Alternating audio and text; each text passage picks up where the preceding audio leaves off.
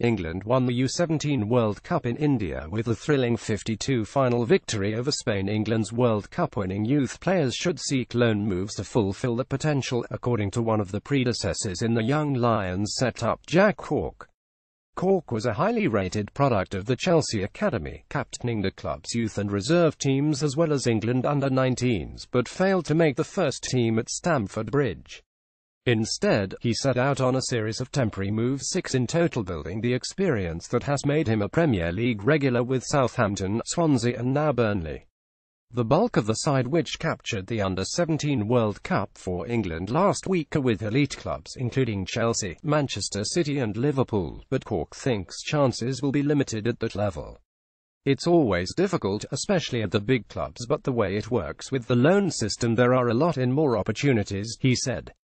You need to get out on the stage and play games. It can be daunting at first, at 18 and 19, but for me it was the best way to do it. Jack Cork has urged young Lions to make the most of loan opportunities. It's good for young players because you're not really going to get the first-team opportunities unless you're someone like Phil Foden, who has the press around him and the manager bigging him up at every opportunity. For me, it's say to those young players, go and get as many games as you can while you're young, and if it gets to a point where you're still not playing games in your first team, then maybe look to leave. Cork cited the example of Tottenham's Josh Onoma, who won the Under-20 World Cup in June and is spending the season with Aston Villa in the Championship.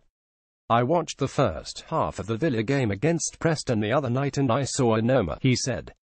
I didn't know much about him before, but I saw himself put himself about, get physical, and I think that's all you need.